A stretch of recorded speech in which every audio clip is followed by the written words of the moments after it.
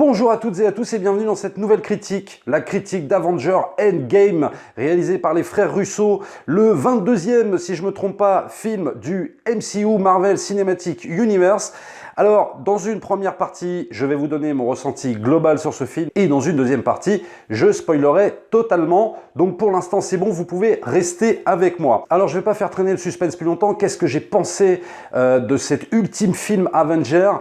Honnêtement, j'ai plutôt bien aimé, même si, oui, il y a énormément de défauts, des défauts, je dirais, même persistants un petit peu par rapport à l'univers Marvel en général. Mais très sincèrement, j'ai presque envie de dire que ce serait l'anti-Infinity War. Est-ce que ce serait pas aussi un peu le film de la maturité pour Marvel?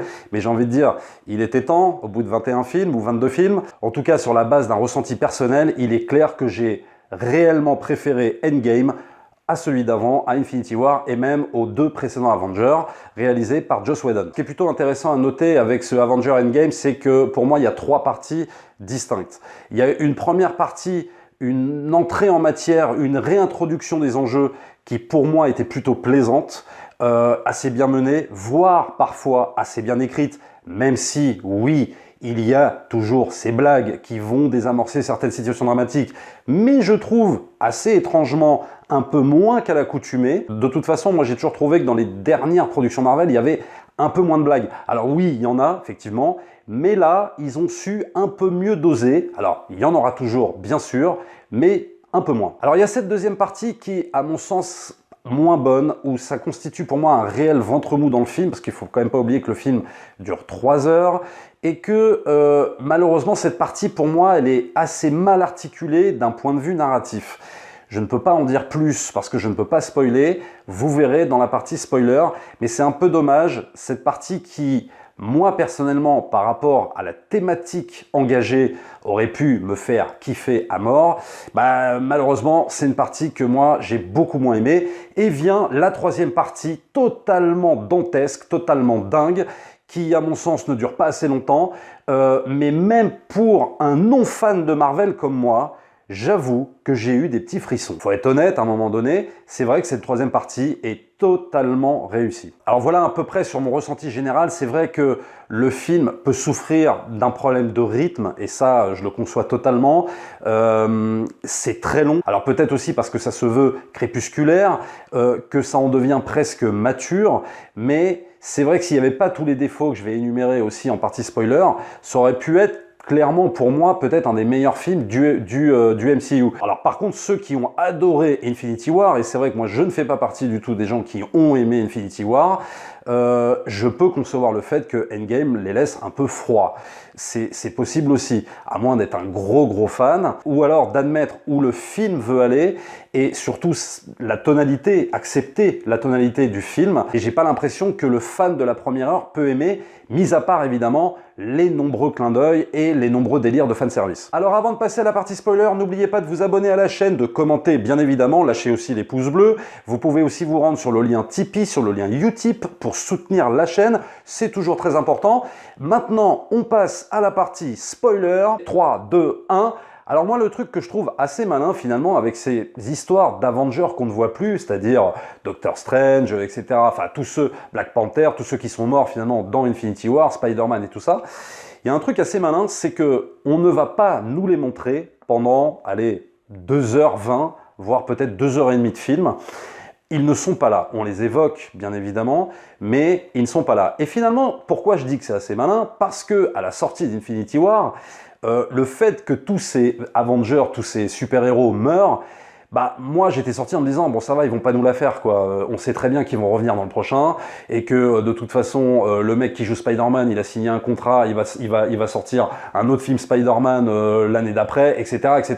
Donc si tu veux, moi je trouvais que c'était basé, si tu veux, cette mort à la fin d'Infinity War sur un espèce de faux suspense un peu à deux balles quoi. Alors là on dirait qu'ils ont tenu compte de ces critiques, ou peut-être pas, mais ce qui est assez marrant c'est justement de ne pas voir ces héros pendant plus de 2h30 de film, jusqu'à presque à se demander si on va les revoir justement, puisqu'on est justement dans un truc totalement un peu dépressif, un peu crépusculaire, on se dit est-ce qu'on va les revoir? Et finalement, le film tient aussi un peu à ça, à ce suspense de se dire si on les revoit pas, finalement, ça n'aura pas été tant une carotte que ça de voir justement les héros mourir à la fin d'Infinity War. Bon, même si c'est vrai, on va pas non plus être dupe totalement et se dire que bon, il faut bien exploiter quand même ces personnages, ils vont pas ne pas nous les mettre. Mais c'est vrai qu'il y a quand même un moment de doute parce qu'on ne les voit pas et à la limite, moi j'ai trouvé ça plutôt malin de leur part. Alors au rayon des défauts, et alors là ça m'a carrément bien embêté, c'est le traitement de Thor. Alors là vraiment, enfin...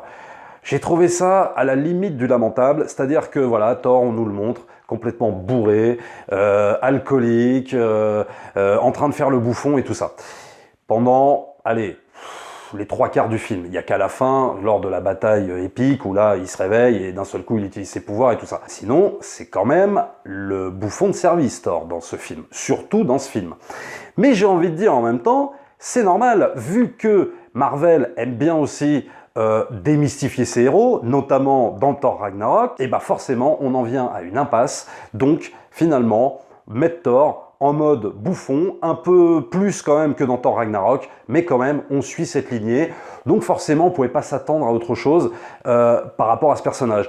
Et je le rappelle, même si, ok, le premier Thor que moi j'aime beaucoup n'est pas un chef-d'œuvre, n'est peut-être pas le meilleur film du MCU ou je ne sais quoi, mais en tout cas je trouve qu'il y avait une dimension épique, on prenait le personnage au sérieux, et forcément Taika Waititi, à partir de Thor Ragnarok, a décidé de prendre le contre-pied de ça, ça a plu à tout le monde, ok, donc résultat, Thor est traité mais totalement par-dessus la jambe et même à la limite un peu comme le blaireau de service. Alors maintenant j'en viens à la partie que j'ai le moins aimée, c'est cette fameuse deuxième partie, ce ventre mou, c'est cette histoire de voyage dans le temps.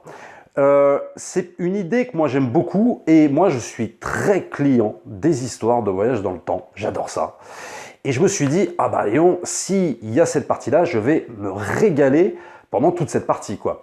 Et finalement, c'est une partie qui m'a le plus déçu. Alors déjà, par le fait de citer à 2 reprises Retour vers le futur, qu'ils se prennent un malin plaisir un peu à piétiner, parce qu'on va pas me faire croire que c'est juste un petit clin d'œil sympa à Retour vers le futur. Non, non, c'est genre, on te dit que Retour vers le futur, quand Hulk explique qu'on ne peut pas partir dans le passé et modifier le futur, et que t'as Ant-Man qui dit, à ce moment-là, Retour vers le futur, c'est une vaste fumisterie. Et puis, t'as dans la scène d'avant, Iron Man qui dit en gros à Ant-Man, ouais, j'espère que ton plan, c'est pas un plan à la Retour vers le futur, parce que sinon, c'est totalement foireux. Super, pour peut-être la meilleure saga qui inclut le voyage dans le temps, faire des vannes, si tu veux, sur Retour vers le futur, en plus en utilisant la musique dans Avengers Endgame d'Alan Silvestri, qui lui-même a composé la trilogie Retour vers le futur, et en plus utiliser un peu le même système de plan que dans Retour vers le futur, quand tu as les Avengers qui débarquent dans le passé, ils se revoient, eux, dans des situations qu'ils ont vécues dans Avengers 1, etc., etc. Et là, clairement, on nous refait le coup de Retour vers le futur 2. Donc moi, je veux bien que les frères Russo vannent Retour vers le futur, certainement des films qu'ils ont adorés, mais de là, carrément, à vanner comme ça et à nous dire en gros, ouais, non mais c'est bon, Retour vers le futur, leur théorie, elle tient pas sur le voyage dans le temps, mais nous, on va vous mettre une théorie qui tient la route. Vraiment, j'ai trouvé ça extrêmement moyen. Voilà. Après, à part ça, sur cette histoire de scène de voyage dans le temps, j'ai trouvé que ça s'éparpillait beaucoup, que ça s'articulait très mal d'un point de vue narratif, c'est vraiment dommage. Je trouve que ça part un peu dans tous les sens, il y avait de bonnes idées, il y a des idées plutôt sympas, quand ils se retrouvent dans le premier Avenger, etc. Les scènes avec Gamora, qui sont plutôt bien menées, mais j'ai trouvé que l'ensemble ne tenait pas vraiment la route. Pour moi, c'était une narration trop éclatée, et c'est dommage, ça aurait pu constituer vraiment une super idée, et si elle avait été, à mon avis, mieux tenue. Reste quand même des scènes dans ces scènes du futur touchantes, je pense notamment à la scène avec la rencontre de Tony Stark avec son père, qui est plutôt sympa, voilà, qui est pas émouvante aux larmes, mais disons que voilà, ça apporte un petit côté touchant à ce genre de scène. Mais globalement, c'est vraiment dommage, ces scènes de voyage dans le temps, elles sont trop plombées par un manque de cohérence narrative. Et je pense que le problème de rythme de ce film Avengers Endgame s'articule autour de cette deuxième partie. Et c'est dommage, quoi. C'est vraiment la partie, pour moi, la moins... peut-être un peu la plus fun, ouais, mais on a quand même plus l'impression d'une succession de sketchs, d'une succession de scénettes comme ça. Alors on voit Iron Man et Captain America d'un côté, après on va voir Gamora dans un autre plan, après on va suivre, etc. tout ça est un peu dommage. Il va rester une scène évidemment emblématique, c'est la mort de Scarlett Johansson, de Black Widow, qui est plutôt bien amenée, bien menée, qui est assez tragique, qui a son lot vraiment de tragédie et qui est plutôt bien. Mais voilà, il faut quand même se taper toutes ces scènes où vraiment, moi je trouve qu'elles tiennent pas la route narrativement, quoi. Mais c'est vrai que ces scènes aussi sont importantes pour les frères Russo, puisque ça leur permet en fait de faire ce qu'ils avaient envie de faire pour ce film, c'est-à-dire de faire un espèce de greatest hits, de best-of en fait, des 21 films du MCU. Alors, c'est pas une mauvaise idée en soi, je suis pas contre, parce qu'il y a cet aspect nostalgique qui ressort. À la limite, je me mets à la place d'un fanboy de Marvel qui a suivi, lui, toutes les aventures des 21 films et tout ça, de revoir en fait certains personnages iconiques, certaines situations qu'il a aimées. Pourquoi pas? C'est une bonne idée. C'était l'intention, je pense, justement, des réalisateurs, de comment clôturer en fait une phase, comment clôturer quasiment 10 ans de MCU, c'est en revisitant le passé, en revisitant les personnages, en disant voilà, regardez ce que vous avez aimé, regardez ce qu'on a accompli, pourquoi pas, c'est une bonne idée. Mais le revers de la médaille par rapport à ça, c'est qu'on nous plonge moins finalement dans une aventure style Infinity War ou le premier Avenger, même le 2, on est moins dans un style d'aventure, on a quand même plus l'impression d'un best-of, ouais, vraiment, je le redis, d'une compilation en fait des meilleures aventures, on va dire, des 21 films du MCU, plus qu'une véritable aventure qui appartiendrait en fait au film Avenger Endgame. Après, il reste les 20 dernières minutes du film qui sont totalement épiques, bataille de la fin entre tous les Avengers qui reviennent face à l'armée de Thanos. Et là, c'est vrai que, je le redis, même pour un non-fan de Marvel, les frissons, c'est juste extraordinaire. Voilà, ils ont tout balancé. C'est dommage que ça dure pas plus longtemps, c'est vrai. Mais c'est vrai que quand on voit la réunion en fait de tous les Avengers comme ça, avec la musique de Sylvester derrière, et cette façon de réintroduire tous les personnages et de les réiconiser totalement, j'avoue que ça fait quand même un truc. Mais même moi, qui ne suis pas fan de Marvel, et des fois même qui le critique énormément, je les ai quasiment tous vus. Donc, c'est vrai que de les revoir tous, absolument tous, en mode hop, on va aller se bastonner contre Thanos, il y a un côté assez jouissif, très épique, et pour le coup, avec une bataille extrêmement lisible, et qui est vraiment super galvanisante, super entraînante.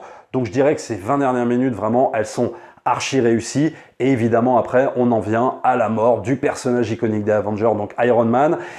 Et c'est vrai que là aussi, ça m'a fait un petit truc, j'ai pas non plus pleuré, faut pas exagérer, mais ça m'a fait un petit truc parce que ça m'a rappelé, moi, la première fois où je découvrais justement Iron Man au cinéma, où c'était, on va dire, le début du MCU, enfin pas vraiment, puisque je crois qu'à l'époque, c'était pas encore racheté par Disney, mais bon, c'était le premier personnage emblématique, et à l'époque, j'avais quand même bien pris mon pied, avant que Disney m'en écœure définitivement, puisque pour moi, il y a eu trop de films. Ils ont exploité cette licence jusqu'à la moelle et au bout d'un moment, moi, j'ai lâché l'affaire. Mais c'est vrai que ça m'a rappelé ce côté-là quand j'ai vu Iron Man pour la première fois au cinéma et que je me disais « Ah putain, c'est bien de voir un super-héros comme ça me faisait vraiment plaisir. » Cette fin est assez bien menée, elle est tragique comme il faut qu'elle soit tragique, elle est triste aussi, et je peux comprendre, oui, je peux comprendre qu'un fan de Marvel verse sa petite larme, c'est tout à fait normal, c'est la fin d'une phase, la fin d'un univers, la fin de l'innocence qui rappelle également la première partie du film qui en fait est empreinte de énormément de maturité malgré les blagues et tout ça, attention, mais elle a énormément de maturité parce que on est dans un questionnement en fait de savoir si on doit tourner la page, et notamment, je crois que c'est Captain America qui le dit à Black Widow au départ, et qui dit est-ce qu'il n'est pas temps de passer à autre chose, de tourner la page, de grandir finalement. Et finalement, cette fin rappelle cette première partie. En fait, tout dans Avenger Endgame, en tout cas dans la première partie, nous prépare vraiment à cette fin tragique avec la mort d'Iron Man et puis surtout la fin de Captain America vieux, qui est une image assez touchante. Ils n'ont pas terminé justement sur la mort de Captain America, mais ils ont terminé juste sur la vieillesse et peut-être là nous dire les mecs, vous avez grandi avec ça, vous avez grandi avec le Marvel Cinematic Universe, on nous a fait kiffer pendant 10 ans, tout vieillit, tout passe, il est temps aussi peut-être pour vous de passer à autre chose. Alors évidemment, c'est pas parce que je suis plutôt enthousiaste sur ce Avenger Endgame, malgré, attention, beaucoup de défauts, faut pas non plus s'emballer, que je suis prêt à me retaper une nouvelle phase de Marvel. Voilà, à moins que cette nouvelle phase de Marvel qui arrivera je ne sais pas quand, aura un ton résolument différent de celle qu'on a eue pendant 10 ans. Là, ok, pourquoi pas? Je serais prêt à accrocher à une nouvelle phase de Marvel. Mais il faudrait vraiment que ce soit différent. Et je sais pas pourquoi, mais j'ai du mal à y croire vu le score qu'ils vont engranger au box-office pour Avengers Endgame. Mais en tout cas, il faut bien admettre que Avengers Endgame, malgré ses défauts, malgré ses longueurs, malgré ses problèmes de rythme, moi je trouve qu'ils ont fait un film qui constitue réellement une belle conclusion à cette saga. De beaux adieux, on va dire. Voilà tout ce que je pouvais vous dire sur Avengers Endgame. N'hésitez pas, encore une fois, à partager la vidéo si vous avez aimé. Mettez les commentaires, mettez ce que vous avez pensé aussi du film. Et puis, nous, on se retrouve très très vite pour une prochaine vidéo. Ciao!